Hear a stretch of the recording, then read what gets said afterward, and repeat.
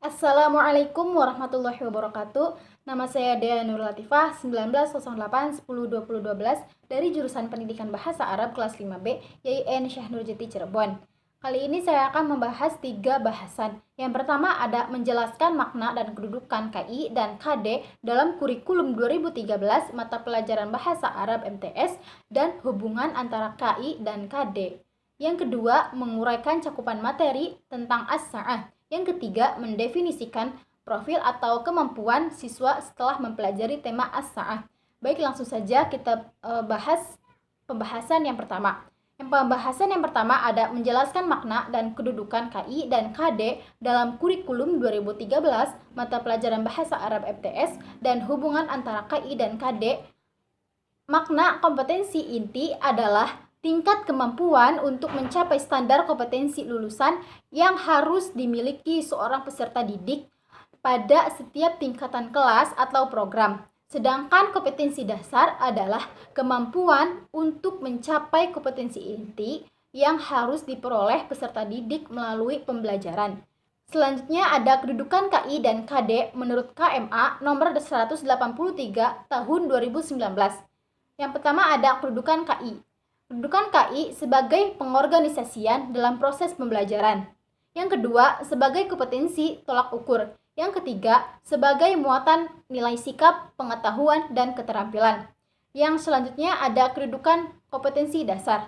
Kedudukan kompetensi dasar yang pertama ada menjadi pedoman dalam mengembangkan materi pembelajaran. Yang kedua, menjadi pedoman dalam mendesain kegiatan pembelajaran. Yang ketiga, menjadi pedoman dalam merancang dan melaksanakan penilaian hasil belajar.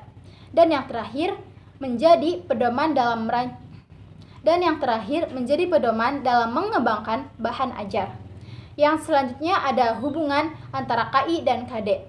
Kompetensi dasar merupakan penjabaran kompetensi inti yang cakupan materinya lebih sempit dibanding dengan kompetensi inti. Kompetensi inti itu merupakan terjemahan atau operasionalisasi SKL dalam bentuk kualitas yang harus dimiliki mereka yang telah menyelesaikan pendidikan pada satuan pendidikan tertentu atau jenjang pendidikan tertentu. Pembahasan yang kedua ada menguraikan cakupan materi tentang as-sa'ah. Kompetensi dasar 1.1 menerima bahwa kemampuan berbahasa merupakan anugerah Allah Subhanahu wa taala. 1.2 mengamalkan kemampuan berbahasa untuk hal-hal yang baik sebagai wujud syukur atas anugerah Allah Subhanahu wa taala. 2.1 menjalankan perilaku peduli, toleransi, gotong royong dalam berkomunikasi dengan lingkungan sosial dan alam dalam jangkauan pergaulan dan keberadaannya. 2.2 menjalankan perilaku jujur dalam berkomunikasi dengan lingkungan sosial dan alam dalam jangkauan pergaulan dan keberadaannya. 3.1 memahami fungsi sosial, struktur teks dan unsur kebahasaan seperti bunyi, kata, dan makna dengan tema as-sa'ah yang melibatkan tindak tutur memberi dan meminta informasi terkait waktu dengan memperhatikan susunan gramatikal al-adad tartibi.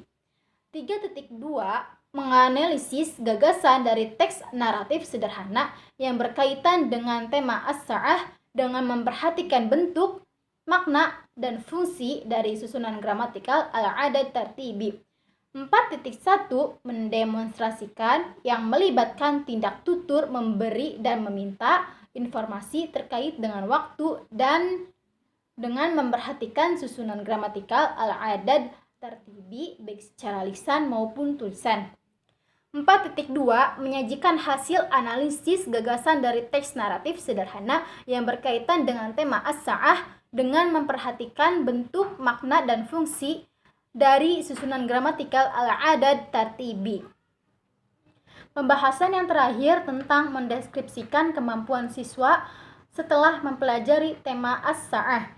Yang pertama ada siswa mampu mengungkapkan fungsi sosial, struktur teks, dan unsur kebahasaan, bunyi, kata, dan makna dari teks sederhana yang berkaitan dengan as-sa'ah. Yang kedua, siswa mampu mendeskripsikan hasil analisis tentang gagasan dari teks naratif sederhana yang berkaitan dengan as-sa'ah.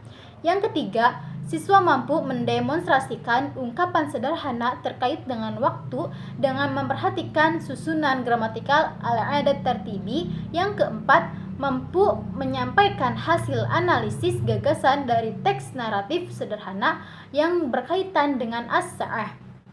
Mungkin cukup sekian penjelasan dari saya. Kurang lebihnya mohon maaf. Wassalamualaikum warahmatullahi wabarakatuh.